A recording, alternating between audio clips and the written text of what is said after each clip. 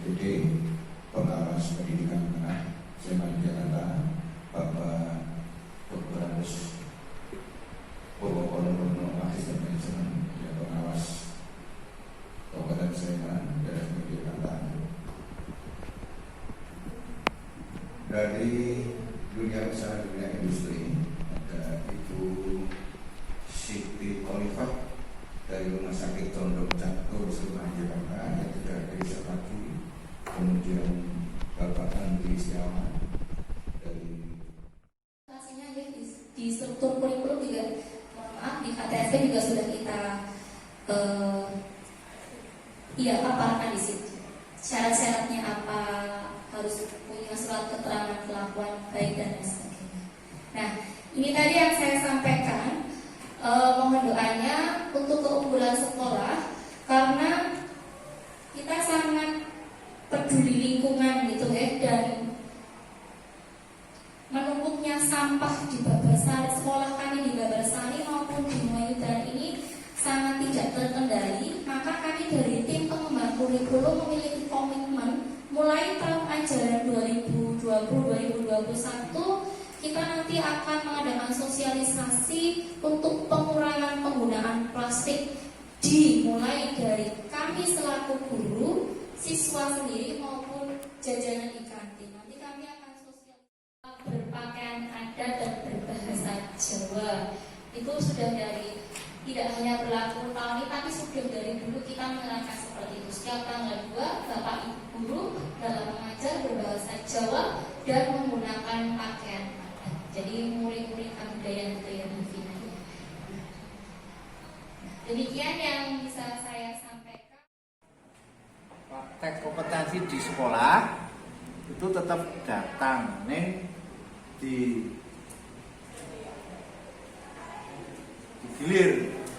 karena praktek itu toh terjadwal digilir dan genepi meningkatkan life skill dan karakter di rumah. Apa usaha mereka, umpamanya disuruh kowe ngelatih Nancy gawe wong tuwa piye Jawa. Lorone apa latihan mendian noksa bisa loh. Nah, itu kan satu sosial. Ya. Monggo tergantung dari DUD ini. Piye rembugane, sing penting ada unsur menanamkan karakter dan menanamkan pembelajaran prakteknya itu. Monggo ya, itu saja. Assalamualaikum warahmatullahi wabarakatuh. Alhamdulillahilladzi anzala sakinata fi qulubil mu'minin liyazdadu imanan ma'a imanihim. Asyhadu an la ilaha illallah wahdahu la syarikalah wa asyhadu anna Muhammadan abduhu wa rasuluh. Amma ba'du. Alhamdulillah, puji syukur marilah kita panjatkan kehadirat Allah Subhanahu wa taala, Allah yang telah menciptakan kita, melimpahkan karunia kepada kita, termasuk pula pada hari ini Allah melimpahkan kesehatan sehingga kita bisa bertemu di SMK Kesehatan Sadewa yang ada di Moyudan Sleman gitu ya, dalam rangka validasi KTSP. Maka yang pertama yang saya hormati Pak Purwokono sebagai validator. Yang kedua dari Bapak dari Yayasan, kemudian Pak Harminto ya, MM sebagai kepala sekolah SMK Sadewa, kemudian Pak Subardi ya, komite sekolah ya, yang saya hormati pula, kemudian Bapak dan Ibu yang saya hormati pula dari Dudi, ini banyak sekali alhamdulillah, ada berapa nih, ada 5 Dudi yang sudah bisa rawuh, alhamdulillah, terima kasih. Kemudian dari tokoh masyarakat dalam hal ini dari Polsek rawuh gitu, pula Pak Dukuh Moyudan, alhamdulillah. Yang terakhir adalah TPK yang sangat saya banggakan, alhamdulillah. Mudah-mudahan validasi ini bisa sukses nantinya. Selanjutnya Bapak dan Ibu, ketika kita bicara validasi KTSP, maka perlu kita cermati bersama tentang keadaan atau mutu draft KTSP itu. Secara keseluruhan ya, ini sudah saya cermati, sudah saya baca draftnya, dan sudah cukup bagus gitu ya, dari bab 1 sampai bab 6 gitu ya, sudah cukup bagus. Hanya saja perlu saya tambahkan beberapa keterangan, masukan supaya lebih bagus lagi. Maka terima kasih pula dari Pak Purwoko yang sudah memberikan masukan sebagai validator tadi, sudah memberikan yang bagus-bagus itu untuk penyempurnaan KTSP ini. Nah, kemudian yang dari saya tambahan masukan ya. Yang pertama bahwa kata pengantar yaitu baiknya ditambah ada unsur kalimat ucapan terima kasih, monggo diurutkan dari kepala dinas dan seterusnya begitu ya. Ya, kemudian yang berikutnya ini ada yang bagus banget ini ya, tantangan internal dan eksternal sudah terurai dengan bagus ini ya, bagus ya. Kemudian nah ini yang perlu nanti ditindaklanjuti adalah tentang EDS. Ya, EDS itu kan biasanya untuk terkait dengan manajerial sekolah, SKJM begitu ya, RKJM gitu ya. Nah, sedangkan untuk kurikulum ini yang lebih tepat adalah istilah yang dipakai adalah analisis konteks. Monggo nanti disesuaikan ya. Jadi analisis konteks itu yang ditunjukkan 4 gitu ya, 4 ya. Strength atau kekuatan atau prestasi-prestasi yang sudah dicapai, yang sudah dimiliki, kemudian weakness itu kelemahan atau hal-hal yang belum dicapai, sudah diprogram tapi belum dapat dicapai gitu ya. Kemudian opportunity, peluang-peluang untuk meraih kesuksesan ke depan gitu ya. Kemudian threat itu adalah tantangan gitu ya. Nah, yang jelas sekolah ini sudah banyak ke strength-nya nih, misalnya fasilitasnya sudah semakin lengkap, kemudian ada juga guru yang sudah menjadi asesor ya, kemudian kemarin nilai NIM-nya siswa punya posisi yang bagus di tingkat kabupaten maupun provinsi begitu ya. Nah, jadi itu terkait dengan bab 1 ya, mungkin nanti ditambahkan. Kemudian bab 2 sudah bagus ini ya, hanya saja setelah saya cermati pada visi, misi dan tujuan. Nah, untuk tujuan nomor 3 di situ kan sekolah mengupayakan mengarahkan agar siswa khususnya jurusan atau kompetensi keahlian asisten tenaga kesehatan itu diharapkan kompeten dalam bidang farmasi. Ya. Nah, ini berarti yang kompetensi keahlian kita kan 2, yaitu asisten tenaga kesehatan dan farmasi. Ini berarti tujuan untuk jurusan farmasi belum ada. Ya, begitu ya. Atau monggo digabungkan, intinya ada 2 kompetensi yang masuk begitu ya. Itu bab 2. Selain itu sudah bagus gitu ya. Kemudian bab 3 ini sudah lengkap, sudah bagus. Kemudian bab 4, nah ini bab 4 tentang struktur kurikulum. Ya, struktur kurikulum di situ ditulis bahasa. Tadi Pak Kepala Sekolah menguraikan bahwa kita sudah punya rencana untuk menambah guru, baik itu guru bahasa Jepang, bahasa Mandarin dan sebagainya ya, sudah punya planning. Nah, moga pada struktur kurikulum itu ditulis.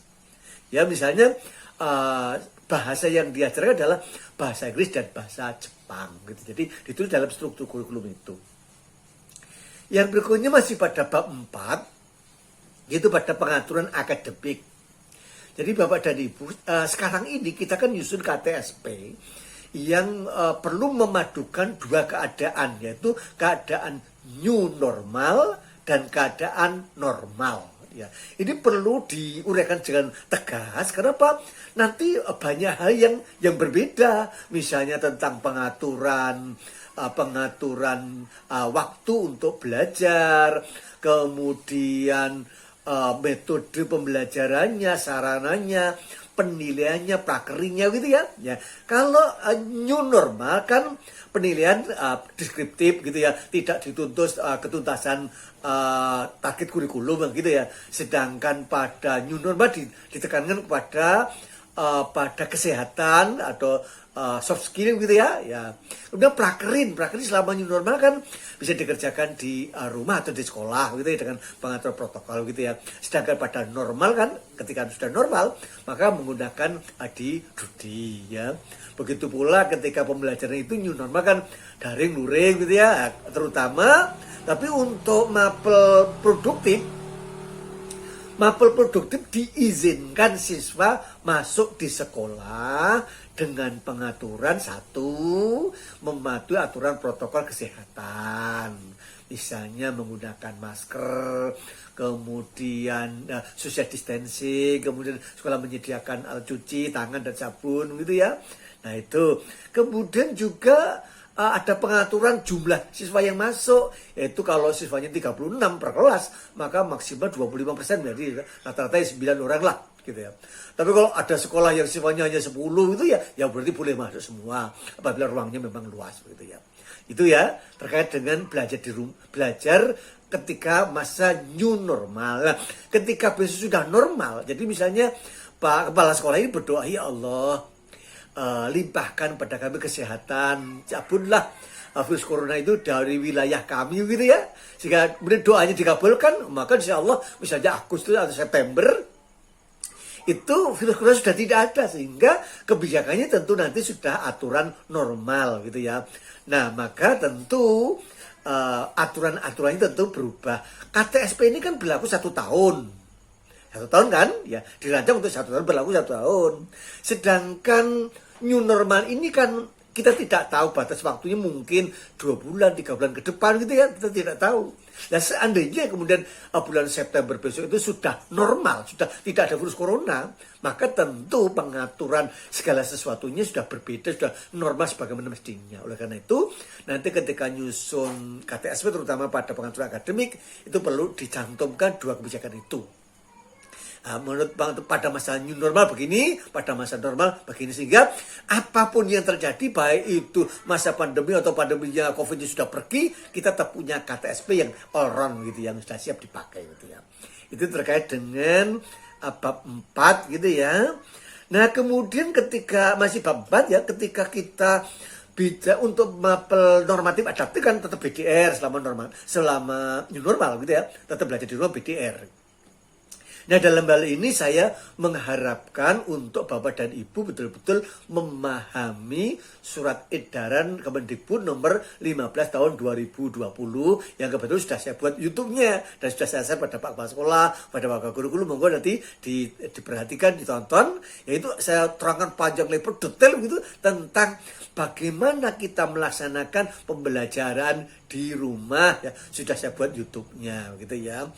Nah begitu pula nanti terkait dengan ya RPP nanti ya, tentang RPP ya. Nah tentang RPP ya, akhir-akhir ini kan muncul ada istilah RPP 1 lembar ya. Sebenarnya esensi yang diharapkan Pak Menteri itu adalah menyederhanakan, jadi ya menyederhanakan. Maka yang perlu menjadi pertimbangan adalah persoalannya bukan 1 lembar atau 2 lembar, tetapi pada akhirnya RPP itu kan dinilai oleh asesor ketika akreditasi. Maka perlu memperhatikan, mencermati instrumen akreditasi yang terkait dengan RPP. Nah, di dalam instrumen akreditasi yang tahu SMK tahun 2020 ini, itu ada 9 soal dalam instrumen akreditasi yang terkait dengan RPP. Ya, dalam hal ini sudah saya buat YouTube-nya, sudah saya share pada Pak Kepala Sekolah, pada Pak Guru, moga nanti diperhatikan ya, sehingga nanti harapannya Bapak dan Ibu menguasai bagaimana metode pembelajaran ketika di rumah BDR tadi gitu ya, dengan daring dan luringnya gitu ya. Nah termasuk pula diharapkan Bapak dan Ibu, saya harapkan untuk bisa membuat YouTube gitu ya, supaya siswa tidak jemu kalau hanya dikirimi PDF, WA gitu ya. Maka kalau dalam YouTube kan siswanya kan bisa melihat wajahnya Bapak Ibu dan Ibu guru kan gitu ya, senyumnya dan sebagainya sudah bisa lihat, bisa mengobati rindunya gitu ya. Nah itu Bapak dan Ibu terkait dengan bab 4 terkait dengan pengaturan akademik ya. Kemudian yang berikutnya bab 5. Nah, di sini masih ada kata penjurusan ya. Nanti tolong disesuaikan, bahasa yang sekarang kita pakai adalah peminatan gitu ya. Kemudian keunggulan sekolah. Nah, di situ sudah diuraikan, sudah ada panjang lebar. Mohon nanti dilengkapi dengan prestasi-prestasi. Keunggulan sekolah itu kan bisa diuraikan dari keunggulan siswanya, bisa gurunya, ya toh, tenaga pendidik gitu ya, atau bisa kepala sekolahnya gitu ya, dan sebagainya gitu ya, atau siswanya gitu ya. Nah, yang jelas yang sudah kita capai adalah nilai UN siswa kita itu kan unggul di tingkat provinsi maupun di kabupaten gitu ya. Maka itu menjadi suatu keunggulan akademik gitu ya. Begitu pula misalnya sarpasnya kita sudah semakin lengkap gitu ya, dengan laboratorium yang sudah standar dunia usaha gitu ya. Bahkan sudah punya rumah sakit gitu ya di Sadiwa gitu ya. Nah, ke depan juga yang saya harapkan ini kan sekolah kesehatan, maka supaya kita mengembangkan brand sekolah kesehatan. Tadi Wakil Kurikulum sudah menyampaikan rencana ada program kepedulian pengelolaan limbah sampah gitu ya. Ini sangat bagus untuk menuju brand sekolah kesehatan. Nah, syukur-syukur ke depan ya, nanti di depan sama ya, di halaman sana pinggir jalan ya, itu kita membuka klinik gitu ya, semacam klinik gitu ya, sehingga untuk membantu masyarakat bagi yang mau mengukur temperatur atau gula darah dan sebagainya gitu ya, ya tentu ditulis buka klinik Sadiwa, kemudian layanan apa yang mau diberikan gitu ya, katakanlah 2 atau 3 begitu ya, sehingga itu membuktikan menambah gitu ya, menambah kekuatan kepercayaan pada masyarakat bahwa sekolah kita itu adalah sekolah kesehatan gitu ya. Yang berikutnya terkait dengan penguatan karakter atau PPK, kemudian literasi, kemudian kecakapan abad 21. Di situ sudah diuraikan, tetapi masih teoritis gitu ya. Moga nanti ditambahkan. Jadi semuanya berangkat dari program gitu ya, program PPK, program literasi, program kecakapan abad 21, kemudian implementasinya sampai pada capaiannya gitu ya. Itu terkait dengan bab 5. Kemudian bab 6 saya harapkan untuk, ini sudah ada lampirannya banyak, saya sarankan untuk ditambah 1 lampirannya, yaitu bukti link and match atau KTSP yang sudah sinkronisasi dengan Dudi. Jadi kebersamaan kita dengan Dudi itu kan yang pertama itu ya dalam penyusunan KTSP, dalam prakerin, guru tamu, sama apalagi kelas industri gitu ya, dan magang guru, penguji kompetensi, penyaluran alumni gitu ya, dan bantuan alat dan sebagainya. Sekarang ini ada muncul istilah dari Mas Menteri gitu ya, itu adalah perkawinan massal antara sekolah dan Dudi. Nah, ketika sekolah itu sudah melaksanakan sinkronisasi dengan Dudi, ini kan tentu perlu ada buktinya, dokumennya, bukti nyata bahwa KTSP kita sudah sinkron dengan Dudi. Saya sudah menemukan beberapa sekolah itu punya RPP yang tidak dari Dudi, dan ternyata RPP-nya itu khusus RPP mapel produktif gitu ya, mapel produktif gitu ya. Itu pun tidak semua RPP produktif, tapi RPP yang esensial ya, esensial. Misalnya pengetahuannya prosedural atau metakognitif begitu ya.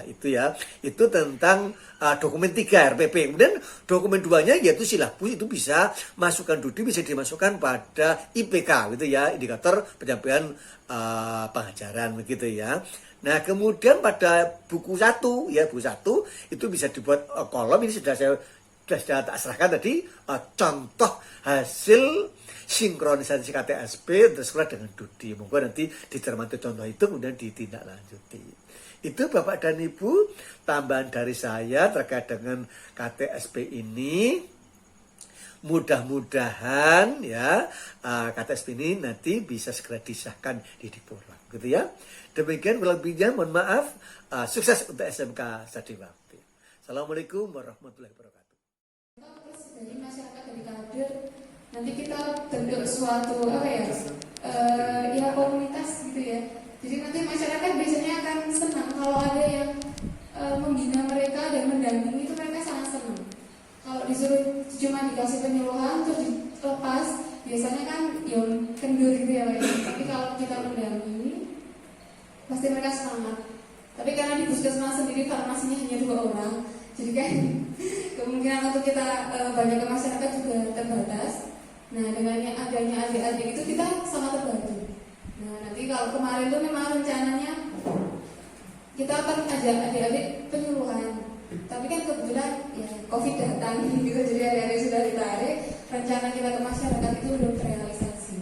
Ya, nanti semoga di tahun mendatang kita bisa lebih melebarkan pengalaman adik-adik. Tidak hanya pengalaman dalam gedung, tidak hanya pengalaman tentang pelayanan obat, tapi juga bisa meliputi aspek farmasi ke masyarakat. Gitu. Terima kasih. Antaranya tentang identifikasi pasien, apakah ini memang nanti masuk ke ilmu komunikasi saya juga tidak tahu, tetapi memang di sini saya tidak melihat. Nah, pasien safety ini artinya pasien safety itu kan keselamatan pasien. Dari identifikasi pasien, dari komunikasi efektif, dari penanganan risiko jatuh sampai ke 6 tersebut, silakan itu juga diajarkan karena memang ilmu yang terbaru tentang identifikasi pasien ini ternyata juga berkembang. Kalau tadinya identifikasi pasien kita hanya menggunakan nama pasien, tanggal lahir pasien, nomor RM pasien, ternyata di akreditasi terbaru sekarang tambah satu lagi, nomor NIK pasien. Nah, itu juga harus update karena memang jangan sampai nanti kita menangani pasien ternyata salah. Kita tidak lakukan identifikasi terlebih dahulu. Tadinya mau mengobati misalnya Bu Hayu, ternyata malah mengobati Bu Elis, padahal itu adalah tindakan yang memang beresiko, misalnya seperti itu. Jadi silakan nanti pasien safety saya harapkan bisa masuk ke sini karena memang itu adalah hal yang prioritas yang pertama yang harus diketahui oleh tenaga kesehatan. Jadi mungkin selama ini pengukuran vital sign, misalnya pengukuran suhu tubuh itu menggunakan termometer dan merkuri ya. Nah, itu memang sudah tidak diperbolehkan. Termasuk juga pengukuran untuk tekanan darah, itu juga ada merkurinya, itu juga sudah tidak diperbolehkan. Jadi intinya adalah peralatan yang masih ada komponen merkurinya itu sudah tidak diperbolehkan dan itu sudah keluar PMK-nya. Jadi termasuk di rumah sakit pun semua harus ditarik gitu. Jadi recall. Jadi semua itu alat-alat yang berbahan merkuri itu sudah tidak diperbolehkan. PKL ini juga kita briefing terlebih dahulu di awal tentang komunikasi. Itu untuk yang tentang komunikasi. Kemudian yang kedua yang mengenai, nah ini, jadi memang ada beberapa di fasilitas pelayanan kesehatan itu yang sudah istilahnya selangkah lebih maju gitu perkembangannya ya. Di antaranya tentang tanda-tanda vital. Nah, tanda-tanda vital ini mungkin bagi ilmu yang lama itu ada hanya 4 ya, tetapi sekarang sudah bertambah nyeri, sehingga nyeri itu juga menjadi tanda vital. Nah, diharapkan nanti guru bisa mengajarkan tentang nyeri, dari nyeri itu asesmennya seperti apa, kemudian nanti manajemen nyeri seperti apa, karena memang pasien yang datang itu kan kalau dia merasa nyeri kemudian tidak ditangani, itu juga memang nyeri itu subjektif, tetapi kalau pasien tersebut sudah datang nyeri tidak ditangani, pasti timbul lagi komplain. Maka dari itu sekarang ilmu yang terbaru adalah vital sign itu diantaranya terdiri dari 4 dan ditambah dengan nyeri. Jadi pengukuran tekanan darah, kemudian suhu, respirasi, dan juga nadi dan juga